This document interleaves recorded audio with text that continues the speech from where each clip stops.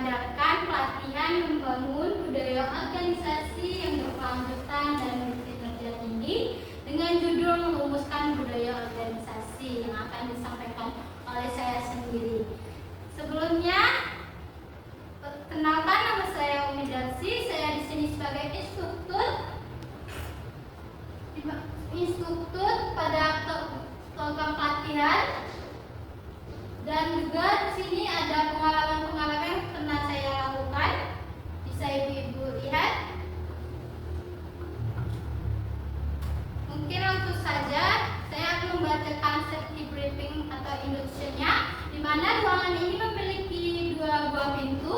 Pintu utama ada di belakang ibu-ibu. Cara membukanya dengan didorong, sedangkan pintu di sebelah kiri ibu, cara membukanya dengan ditarik.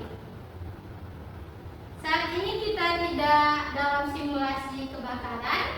Dalam keadaan darurat, siaran tanda darurat akan terdengar. Petugas kami akan mengarahkan ibu-ibu untuk menuju pintu keluar yang aman, dimulai dari tempat duduk paling belakang. Bila terjadi kebakaran, jangan panik dan jangan menggunakan lift. Bagi yang menggunakan sepatu hak tinggi boleh dilepas terlebih dahulu. Berjalanlah menunduk bila tampak asap mengarah ke ibu-ibu, dan segera ikuti arah petunjuk evakuasi yang ada. Selanjutnya, petugas kami akan menuntun ibu-ibu menuju titik kumpul yang terletak di lapangan parkir dan halaman depan gedung. Apabila terjadi gempa dalam keadaan darurat, ibu-ibu bisa mencari tempat berlindung yang aman, misalnya di bawah meja dan kursi. Selanjutnya, mengikuti prosedur seperti yang ada di gambar di depan ini. Baiklah, kita melakukan absensi terlebih dahulu sebelum memasuki materi. Ibu Damila ada? Ibu Jihan? Ibu Clarissa? Oke, ternyata peserta kita datang semua ya. Jadi pokok bahasan yang akan saya sampaikan yaitu berjudul merumuskan budaya organisasi, di mana di sini ada dua elemen yang akan kita bahas, yaitu mengidentifikasi faktor-faktor yang berpengaruh pada budaya organisasi, dan yang kedua adalah menetapkan pengembangan budaya organisasi itu sendiri.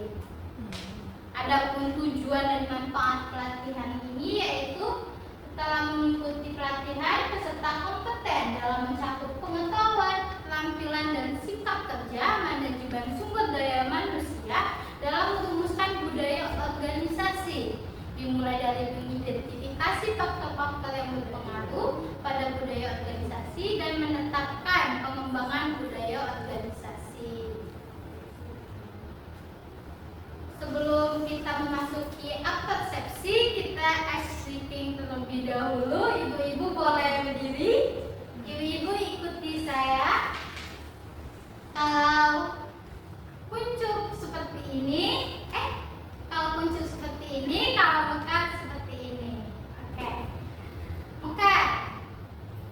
Kuncup. Kuncup. Mekat.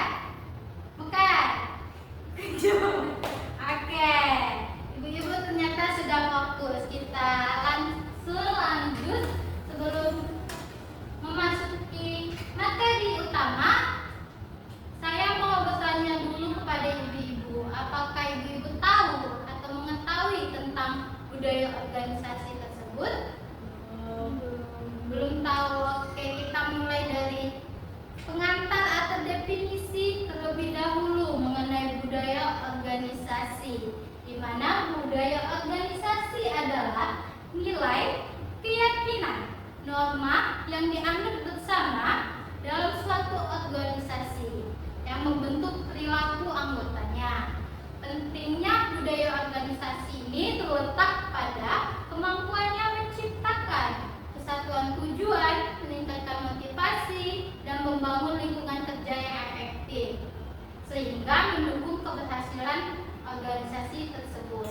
Adapun langkah-langkah untuk menciptakan budaya organisasi yang sehat, yaitu ada pertama konsistensi, yaitu kunci utama di mana nilai-nilai organisasi harus diterapkan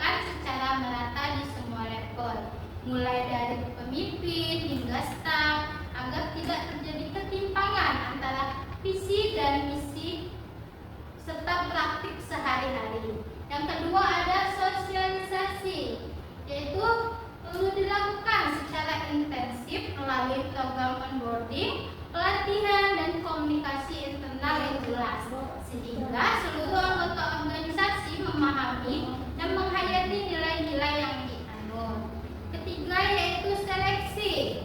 Seleksi karyawan juga harus mempertimbangkan keselarasan nilai, bukan hanya keahlian teknis, agar budaya tetap bisa terjaga. Selanjutnya yang keempat ada dukungan manajemen, di mana dukungan manajemen ini sangat penting.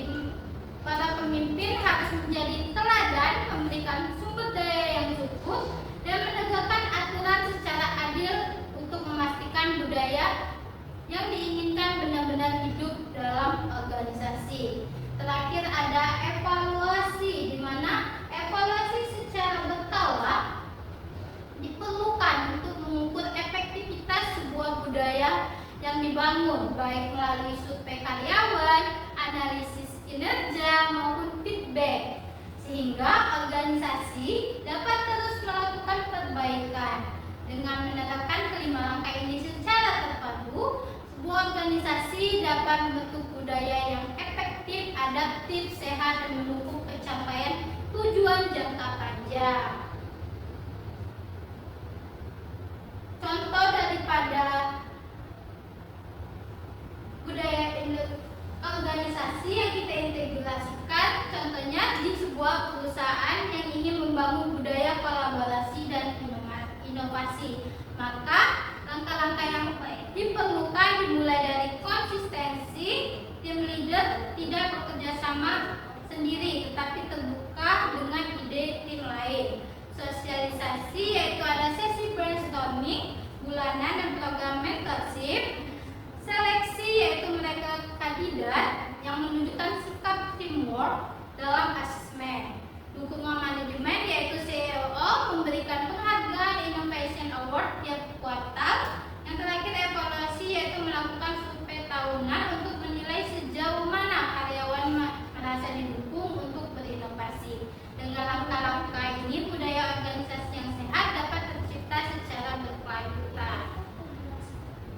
Adapun definisi budaya organisasi menurut SEC tahun 1985 yaitu pola asumsi dasar yang ditemukan, diciptakan atau dikembangkan oleh suatu kelompok untuk mempelajari masalah adaptasi eksternal, integrasi internal. Budaya organisasi ini mencakup nilai-nilai yaitu prinsip-prinsip yang dipegang teguh seperti integritas atau inovasi, norma dan aturan tidak tertulis, misalnya budaya kerja, lembur, dan fleksibilitas waktu. Selanjutnya simbol dan ritual yaitu logo perusahaan, seragam, atau acara tahunan. Selanjutnya kisah dan mitos yaitu cerita tentang pendiri atau kesuksesan tim dalam organisasi. Budaya organisasi itu tidak hanya sekedar kumpulan nilai dan norma, tetapi juga menjadi jiwa yang menghidupkan dinamika internal perusahaan. Ia tumbuh dari interaksi sehari-hari, kebiasaan yang terus diulang, serta cara anggota organisasi merespon tantangan. Misalnya, perusahaan dengan budaya inovasi akan mendorong eksperimen dan toleransi terhadap kegagalan. Sementara organisasi birokratis lebih menekankan kepatuhan pada prosedur. Tanpa disadari, budaya ini kemudian membentuk DNA unik yang mempengaruhi segala hal, mulai dari cara meeting dijadikan hingga strategi bisnis jangka panjang. Salah satu aspek menarik dari budaya organisasi adalah kemampuannya untuk bertahan meskipun ada pergantian karyawan atau pemimpin. Nilai-nilai ini seperti fokus pada pelanggan atau kerja tim seringkali tetap hidup melalui sosialisasi, ritual maupun sistem reward. Namun budaya juga bisa menjadi bumerang jika tidak dikelola dengan baik. Contohnya, budaya kerja lembur adalah prestasi. Mungkin awalnya memacu produktivitas, tetapi lama-kelamaan bisa memicu kelelahan dan turnover tinggi. Disinilah peran pemimpin untuk terus mengevaluasi organisasi dan kebutuhan karyawan. Sedangkan di era disruptif seperti sekarang, kemampuan beradaptasi menjadi ujian besar bagi budaya organisasi. Perusahaan tradisional yang kaku seringkali kesulitan menghadapi perubahan, sementara startup dengan budaya agile lebih lincah berinovasi. Tantangan lain muncul dari generasi muda yang menuntut transparansi, fleksibilitas, dan purpose-driven works. Organisasi yang bijak akan melihat ini sebagai kesempatan untuk memperkaya budaya mereka, bukan sekedar resisten terhadap perubahan. Pada akhirnya, budaya organisasi yang sehat adalah yang mampu menyeimbangkan stabilitas dan adaptabilitas, serta menciptakan lingkungan di mana orang-orang tidak hanya bekerja tetapi juga berkembang bersama-sama. Jadi kesimpulannya, budaya organisasi adalah fondasi yang mempengaruhi kesuksesan perusahaan. Organisasi dengan budaya yang kuat cenderung lebih kohesif, adaptif, dan berkinerja tinggi. Pemahaman budaya membantu pemimpin dan karyawan menciptakan lingkungan bekerja yang produktif dan positif. Baik, kita lanjut ke materi pelatihan, yaitu elemen pertama, mengidentifikasi faktor-faktor yang berpengaruh pada budaya organisasi. Di situ ada dua, yaitu standar sikap dan perilaku. Identifikasi berdasarkan visi, misi, dan nilai-nilai yang berlaku di organisasi. Yang pertama ada identifikasi standar sikap dan perilakunya, yaitu menuju pada 3 landasan. Landasan pertama ada visi, misi, nilai-nilai. Dari visi yaitu gambaran masa depan yang ingin dicapai organisasi. Contohnya menjadi pemimpin di bidang inovasi digital. Sedangkan misinya yaitu cara atau langkah yang diambil untuk mewujudkan visinya. Adapun nilai-nilai yaitu adalah prinsip moral dan etika yang jadi dasar perilaku anggota. Dari ketiga landasan ini maka disusun standar seperti selalu bersikap jujur dan transparan, menjaga komunikasi terbuka dan saling menghormati, proaktif dan inovatif dalam bekerja serta terbuka dengan ide-ide baru, berorientasi pada kerja tim dan kolaborasi, tetap fokus pada kualitas layanan terhadap pelanggan internal maupun eksternal. Kedua yaitu analisis standar sikap dan perilaku sesuai kebutuhan organisasi. Pada poin kedua yaitu setelah kita standar sikap dan perilaku diidentifikasi, maka analisis dilakukan dengan menyesuaikan standar tersebut dengan tujuan strategis dan kebutuhan organisasi saat ini. Yang pertama ada buat pemetaan standar perilaku mana yang sudah memenuhi atau selaras dengan visi, misi, dan nilai organisasi. Yang kedua diidentifikasi sikap atau perilaku yang belum sesuai dan lakukan perbaikan dan pelatihan selanjutnya. Ketiga, pertimbangan dinamika organisasi. Misalnya, jika organisasi ingin menekankan inovasi, maka perilaku yang mendorong kreativitas dan pengambilan risiko perlu ditekankan. Selanjutnya, pastikan standar perilaku, motivasi, mendukung motivasi, keterbukaan komunikasi, dan kolaborasi lintas tim. Terakhir, standar tersebut juga harus adaptif terhadap perubahan lingkungan dan perkembangan teknologi jika itu relevan dengan kebutuhan organisasi.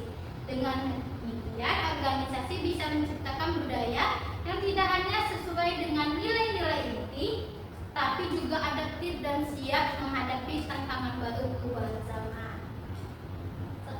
Selanjutnya yaitu elemen kedua, menetapkan pengembangan budaya organisasi yang dibagi menjadi 2 sub, yaitu yang sub pertama, budaya organisasi dirumuskan sebagai pedoman untuk membangun standar sikap dan perilaku organisasi, di mana budaya organisasi sendiri didefinisikan sebagai sistem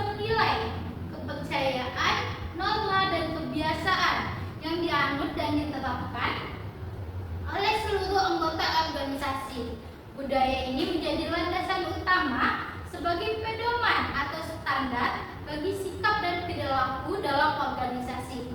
Dengan kata lain, budaya organisasi ini menggambarkan cara bagaimana anggota organisasi harus bertindak, berinteraksi, dan menyelesaikan tugas masalah sehari-hari. Sebagai pedoman, budaya organisasi menetapkan nilai-nilai dan norma yang diharapkan untuk diikuti, sehingga menciptakan konsistensi dalam perilaku anggota organisasi. Hal ini mencakup berbagai aspek seperti etika kerja, orientasi hasil, sikap terhadap inovasi, komunikasi antar anggota, serta kolaborasi. Budaya organisasi juga berfungsi untuk membentuk karakter organisasi dan memberikan arah dalam bertindak yang mendukung pencapaian visi dan misi sebuah organisasi tersebut. Selanjutnya, poin kedua, penerapan budaya organisasi dievaluasi efektivitasnya untuk perbaikan yang berkesinambungan, di mana penerapan budaya organisasi tidak hanya berhenti pada rumusan standar perilaku, tetapi juga dievaluasi secara berkala untuk menilai sejauh mana budaya tersebut efektif dalam membentuk perilaku yang diinginkan dan mendukung tujuan sebuah organisasi. Evaluasi ini bertujuan untuk mengidentifikasi kekuatan dan kelemahan dalam penerapan budaya, sehingga organisasi bisa melakukan perbaikan yang berkesinambungan. Evaluasi efektivitas budaya organisasi dapat dilakukan melalui berbagai cara. Seperti yang pertama ada survei kepuasan dan persepsi karyawan terhadap budaya organisasi. Kedua, observasi perilaku dan interaksi antar anggota organisasi. Ketiga, penilaian terhadap pencapaian tujuan yang terkait dengan nilai budaya. Selanjutnya, feedback dari pelanggan internal dan eksternal.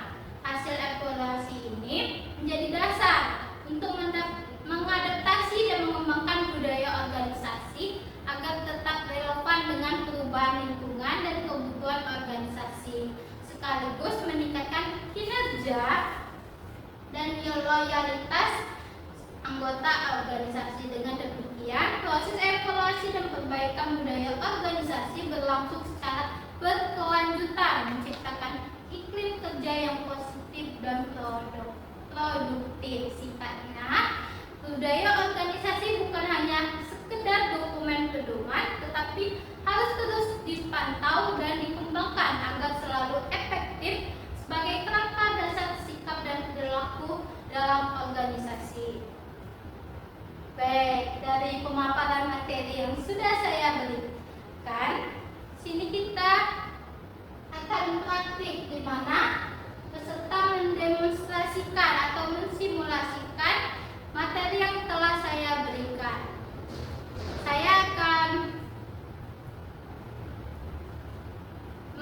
memberikan kepada ibu-ibu untuk dapat mendemonstrasikan atau mensimulasikan dari judul yaitu merumuskan budaya organisasi. Saya berikan waktu selama 3 menit untuk ibu-ibu dapat mensimulasikannya.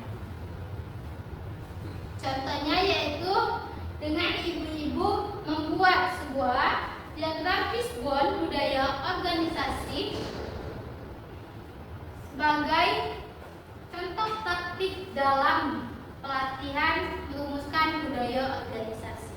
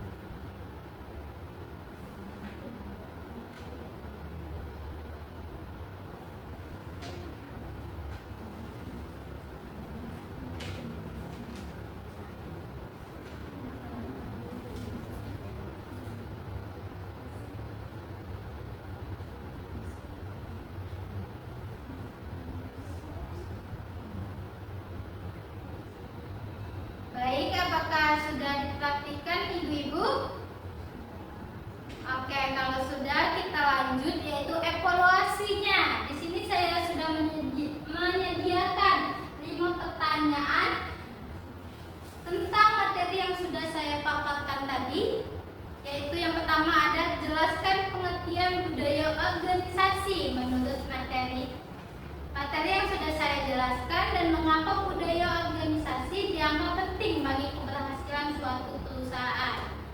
Yang kedua, bagaimana visi dan misi organisasi mempengaruhi standar sikap dan perilaku karyawan. Yang ketiga, ada mengapa evaluasi budaya organisasi perlu dilakukan secara berkesinambungan. Keempat, mengapa dukungan manajemen, yaitu langkah dalam budaya organisasi, penting dalam menciptakan budaya organisasi yang sehat. Dan yang terakhir yaitu bagaimana cara mengatasi resistensi karyawan terhadap perubahan budaya organisasi. Oke, sudah ditulis soalnya? Baik, kita lanjut. Gimana? Kesimpulannya. Jadi, pelatihan merumuskan budaya organisasi harus dilakukan secara konsisten dengan langkah-langkah kegiatan. Yang pertama, mengidentifikasi faktor-faktor yang berpengaruh pada budaya organisasi. Kedua, menetapkan pengembangan budaya organisasi. Nah, di sini saya memberikan tugas kepada ibu-ibu, yaitu membuat sebuah laporan yang bersumber dari hasil wawancara atau temuan di tempat kerja atau organisasi yang diikuti terkait budaya organisasi yang ada di sana. Lalu dikumpulkan melalui email, nanti akan saya share di grup.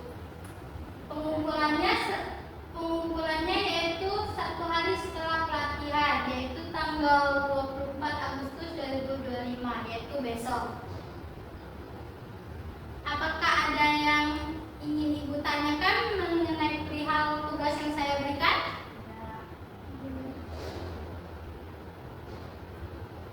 Baiklah, mungkin itu saja pelatihan kita pada siang hari ini. Semoga apa yang telah kita lakukan, kegiatan yang kita lakukan dapat bermanfaat bagi kita semua. Apabila ada kesalahan yang saya lakukan, saya minta maaf. Kepada Tuhan saya mohon ampun. Saya akhiri. Wassalamualaikum warahmatullahi wabarakatuh.